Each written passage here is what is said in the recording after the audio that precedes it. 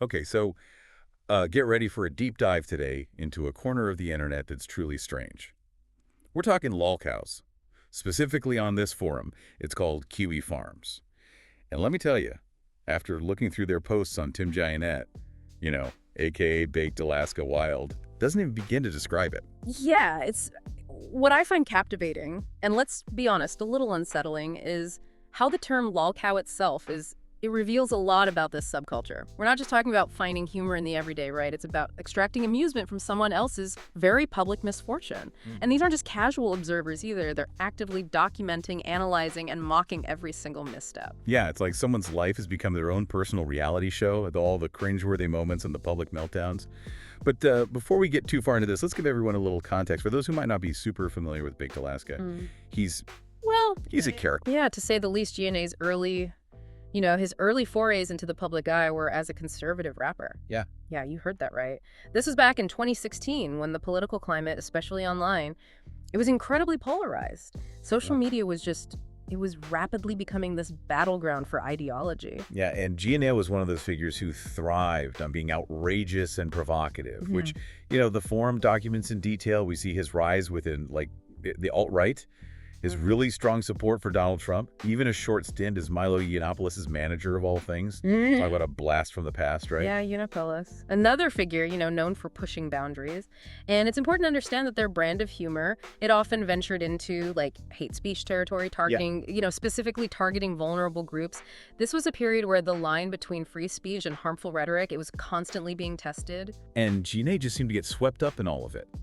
The forum posts really highlight this trajectory, like his banning from Deplorable, which was a pro-Trump event, of all things, for some tweets that he made about Jewish people that they found unacceptable. Yeah, and that incident it's like the perfect example of the inherent contradictions within these online ecosystems.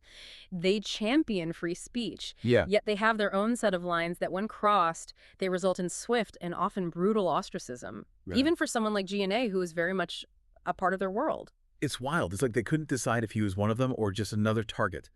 And speaking of targets, the forum really meticulously chronicles Gionet's attempts to, like, revive his online presence, whether it's streaming, podcasts, you name it. But he always had a knack for self-sabotage, wouldn't you say? Oh, absolutely. The incident where he accidentally doxed his own email address while trying to cancel Netflix in protest of Dear White People comes to mind. Yeah, you can practically hear the collective gasp of, oh, no, he didn't. But, beyond just the surface level humor of it all. No. What does this incident tell us about Gionet and, frankly, this whole online culture that thrives on these kinds of blunders? I think this incident, it really exemplifies the performative nature of online activism, where the focus shifts from genuine change to just seeking attention. And ironically, it often backfires spectacularly, which just further solidifies Gionet's lolcow status. And the forum does not let him live it down. It's almost as if his misfortune fuels their amusement. Yeah. But things take a little bit of a darker turn when the post discussed Gionet's presence at the 2017 Charlottesville rally. Yeah, this is where the lolcow aspects, it takes a disturbing turn, because now we're not talking about, online career mishaps. We're talking about a rally that resulted in violence and the tragic death of Heather Heyer. Yet, the forum seems fixated on dissecting Gionet's every move, his awkwardness, his perceived failures. And the language they use to describe him, it's jarring, cuck, faggot. I mean, these aren't just random insults, are they? Definitely not. No, these terms, particularly cuck, which is rooted in these misogynistic online communities, they exemplify the dehumanization inherent in lolcow culture. They reduce individuals to objects of ridicule, stripping them of their complexity, their humanity. And it's not just the words themselves, it's the intent behind them. Yeah. These aren't casual jabs.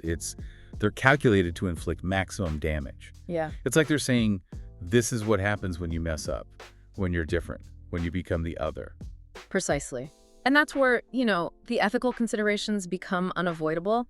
We can't ignore the potential psychological toll that this kind of relentless, targeted mockery, the toll it takes on an individual, regardless of who they are or what they've done. And it's not just Gionet that they do this to, right? After looking through this forum, it's clear they have a whole roster of these so-called lolcows. Yeah. Many of whom are just everyday people who've maybe, like, made a misstep online or hold beliefs that go against the grain. Right. It's a stark reminder that the internet can be a brutal place, especially for those who, maybe don't fit neatly into societal norms or find themselves on the wrong side of public opinion. I think the anonymity of these forums, it emboldens some people to say and do things they'd never even dream of saying or doing in person. Yeah, it's like the digital equivalent of shouting insults from a passing car, you know? You can dish it out, but you don't have to stick around to see the impact. Huh. But going back to Gionet for a second, he clearly seems to crave attention, even if it's negative. So does that in a way make him complicit in his own lolcow status? That's the question, isn't it? It's easy to say that, yeah, people who put themselves out there, especially in provocative ways, are opening themselves up to criticism. But I think there's a vast difference between holding someone accountable for their actions and engaging in this kind of relentless and dehumanizing pile-on. It's like they've turned his life into a spectator sport, complete with, like, running commentary and play-by-plays of every fumble. Yeah, and that raises, I think, a really crucial point about online entertainment in general, right? Where's the line between finding humor in the absurdity of it all and crossing over into outright cruelty?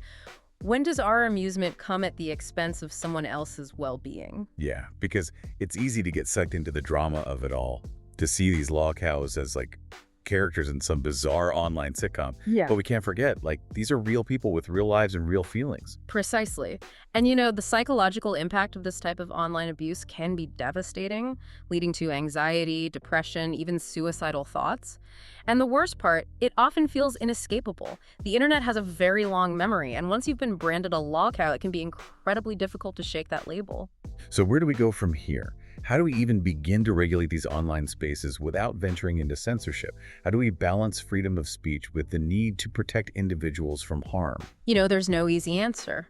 Some people, they advocate for stricter moderation policies on these forums, while others worry that any attempt to control content is, it's a slippery slope towards censorship. Right. And then there's the challenge of holding individuals accountable for their online actions, which is often like trying to catch smoke with your bare hands. It really is. Yeah, it's a complex issue with no simple solutions, but it's a conversation we absolutely need to be having, both online and offline. Because ultimately, this behavior has real-world consequences. Not just for the individuals who are involved, but for society as a whole, right? Absolutely.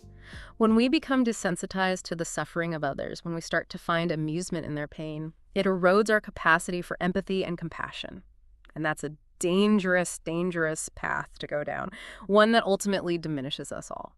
It's interesting you say that about desensitization, because it makes me think, in a way, aren't we all susceptible to becoming lolcows in this digital age? It's a really thought-provoking question and a deeply unsettling one, honestly, because the internet, it's really blurred the lines between public and private life, hasn't it? What was once considered personal can just become public fodder in an instant. Exactly. It's like Yeah. we share a funny anecdote or we post a slightly embarrassing selfie, and all of a sudden it's like being memed and shared by thousands of strangers. Yeah. We've all had those moments where we hit send and immediately regretted it.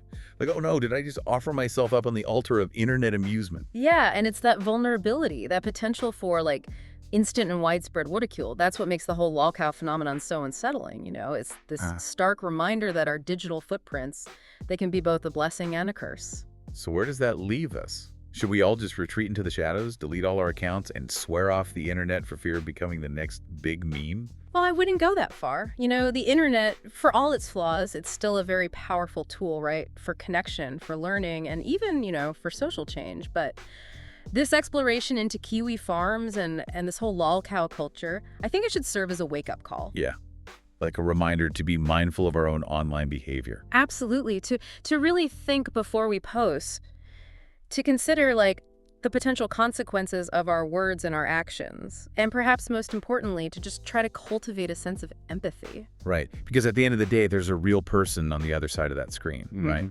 Someone who laughs, hurts, and makes mistakes just like the rest of us. Precisely. And just because we can, hide behind usernames and avatars, it doesn't absolve us of our responsibility to treat others with respect and dignity. Well said. Yeah. As we kind of wrap up this deep dive, it all boils down to a simple yet profound question.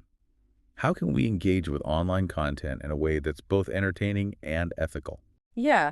How can we be, like, critical consumers of information, engage in lively discussions, and find humor in the absurdity of it all without resorting to, mockery and shaming and dehumanization? Right. The internet, at its best, should be a place where we can connect, learn, and grow together, not tear each other down. Couldn't agree more. It's a conversation worth continuing, though, both online and just in our everyday interactions. Absolutely. On that note, we'll leave you with those thoughts. Thanks for joining us for this deep dive into the strange world of lol cows and the complexities of this digital age. Until next time, stay curious, but stay mindful.